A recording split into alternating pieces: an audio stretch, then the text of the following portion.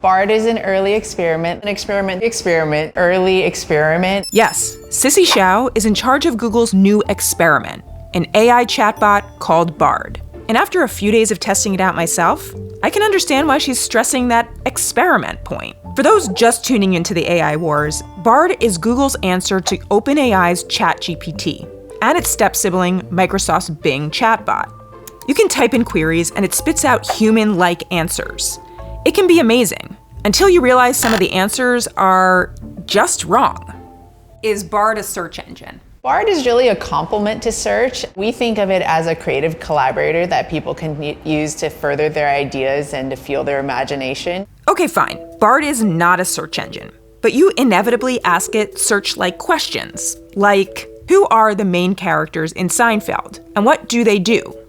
The answers come in fast, often faster than ChatGPT or Bing. But some are just wrong. Most would agree George's main profession was not a struggling writer. He was definitely not a struggling comedian.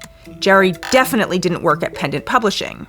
Why did Bard so confidently say the wrong jobs for these Seinfeld characters? At the heart of Bard is a large language model. Large language models are trained on publicly available information, and then they're just sort of statistically predicting what next word to add to the sentence. And as a result, sometimes it makes these mistakes. It's hallucinating that string of words. Hopefully you click thumbs down on that and said, this is not exactly correct. And that's the way that we are able to really improve Bard. Bard is not alone in factual errors. I've seen lots in Bing and ChatGPT, though the two of them wouldn't dare mess up Seinfeld trivia. The bigger issue I have with Bard is that it often doesn't show its sources. Bard is trained on lots of publicly known information on the internet, and on the internet there's lots of information about things like Seinfeld and common topics. We do show a sources link when there is a direct citation that the content is coming from, but a lot of the output itself is really being generated by the model. One of the big questions, what types of data were these systems trained on? What websites, news sources did it learn from? Most of them, almost all of them, are trained on publicly available information. And further, we augment it with our understanding of high quality source information to make Bard more accurate. Is Gmail data included in that? Gmail data is not included. We've talked a little bit about truth and things that are not true. Why put it out there at all? The technology is ready, people are excited, people want to engage and discuss and learn what this technology does. At the same time, a lot of the work is not just in the LLM itself, but in all the safeguards and safety protections and that we put in place to get to the point where we feel comfortable enough to put an experiment to the world. Bard does have a Google It button, so you can get taken directly to Google results if you want more information. And it does say responses may be inaccurate. While using Bard, I've noticed it is cautious and limited compared to ChatGPT and Bing.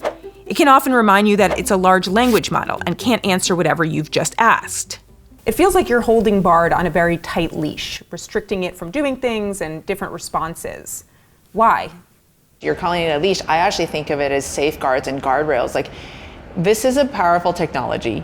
We want to make sure that we understand, how to bring it in a responsible way to people. OpenAI doesn't have a search business. Microsoft has a very small search business, and they don't have a lot to lose by putting out a chatbot that maybe people use to search.